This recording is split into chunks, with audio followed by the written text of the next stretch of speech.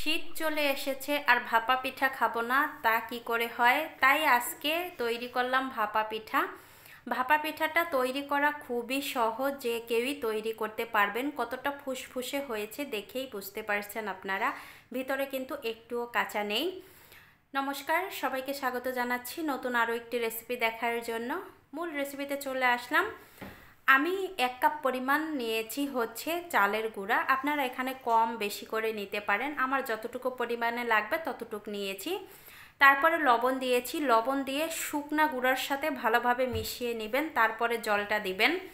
তারপরে আমি যে অল্প অল্প করে জল দিয়ে মাখিয়ে নিচ্ছি, আর অল্প অল্প জল দিবেন, একসঙ্গে জল দিতে যাবেন না। এই দেখেন, মুঠো করলে আবার ভেঙে যাবে চাপ দিলে, এরকম সুন্দরভাবে মেখে নিতে হবে। দেখেন, একেবারে নরমও হয়ে যায়নি, আবার একেবারে শক্তও হয়নি, এরকম রাখতে হবে। এখন আমি চেলে নিব, অবশ্যই এই চালের গুঁড়োটা চেলে নেবেন। এই তো আমি চেলে নিচ্ছি। দেখেন, চেলে নেওয়ার পরে একেবারে দানা দানা গুটি গুটি পড়তেছে, দেখতেও অনেক সুন্দর লাগতেছে। সবগুলো আমি সেমভাবেই চেলে নিচ্ছি। এই তো চেলে নেওয়া হয়ে গেছে। এখনই হচ্ছে আমি গুড় নিয়েছি, আর ভাপা পিঠা তৈরি করতে অবশ্যই লাগবে গুড়। গুড়টা আমি এখনে ছোট ছোট করে কেটে নিব। আপনারা চাইলে আরও গুঁড়ি করেও নিতে পারেন, আমি তবে এভাবেই কেটে নিচ্ছি। এভাবে কাটার পরে আমি আরও ছোট ছোট করে নিব। এই দেখেন, আমি আরও ছোট ছোট করে নিচ্ছি। চাইলে আপনারা বড়ও করতে পারেন, আরও ছোটও করতে পারেন। আর এদিকে নিয়েছি নারিকেল, নারিকেলটাও আমি একটু বড় করে নিয়েছি, আপনারা আপনাদের পছন্দ অনুযায়ী দিবেন। এখন পিঠাটা তৈরি করার জন্য লাগবে একটা বাটি। এই বাটিটা খুবই ছোট, ভিডিওতে হয়তো বা একটু বড় দেখা যাচ্ছে।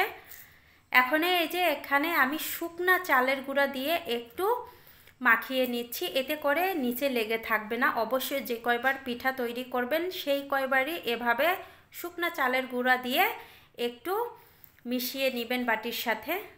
তারপরে আমি এই যে এই চালের গুঁড়োটা দিয়ে দিলাম খেজুরের গুড় আর হচ্ছে নারিকেল। এরপরে উপর দিয়ে আরেকটু গুড় দিলাম। এই দেখেন কত সুন্দর লাগতেছে। এখন হচ্ছে আমি এখানে উপর দিয়ে আরও চালের গুঁড়া দিব। চালের গুঁড়া দিয়ে এভাবে প্লেন করে নেবেন, আলতো হাতে চাপ দিতে যাবেন না, আলতো হাতে এটা করতে হবে। এখন হচ্ছে আমি একটা পরিষ্কার নেটের কাপড় নিয়েছি, আপনারা সুতির কাপড়ও নিতে পারেন, এটা কিন্তু পরিষ্কার একটা কাপড়। এখন এভাবে মুড়িয়ে নিতে হবে। মুড়িয়ে তারপরে হচ্ছে আমি পাশে রেখে দিচ্ছি, আর বাকি অন্য একটা বাটিতেও তৈরি করে নিচ্ছি আরেকটা। দুটো আমি একসঙ্গে তৈরি করব, আপনারা চাইলে আরও বেশি তৈরি করে নিতে পারেন।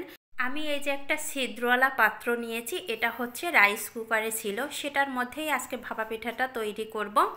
এই তো একটু টোকা দিয়ে বাটিটা বের করে নিতে হবে, খুব সুন্দরভাবে বের হয়ে যাবে। এই দেখেন, আমি আরেকটাও দিয়ে দিচ্ছি। 2-3টা টোকা দিবেন, তাহলেই পিঠাটা সুন্দরভাবে বের হয়ে চলে আসবে। ঢাকনা দিয়ে ঢেকে দিব 3 থেকে 4 মিনিট। 3-4 মিনিট পরে ফিরে আসলাম। এখন পিঠাটা খুব সুন্দরভাবে সেদ্ধ হয়ে গেছে। আমি একটু হাত দিয়ে চেক করে নিচ্ছি, একেবারে ফাঁপা হয়ে গেছে। এবার আমি উঠিয়ে নিচ্ছি পিঠাগুলো উঠিয়ে নেওয়া হয়ে গেছে। এখন হচ্ছে এই যে নেটের কাপড়টা, এটা থেকে বের করে নিতে হবে। আমি বের করে নিয়েছি। এভাবে সবগুলো পিঠা তৈরি করে নিব। সবগুলো পিঠা আমি তৈরি করে নিয়েছি। কার কার লোভ হচ্ছে এই পিঠা দেখে? যার যার লোভ হচ্ছে চলে আসেন আমাদের বাসায়, অবশ্যই তৈরি করে আপনাদের খাওয়াবো। আমি একটা পিঠা ভেঙে দেখাচ্ছি ভিতরটা কতটা ফাঁপা হয়েছে, দেখেন।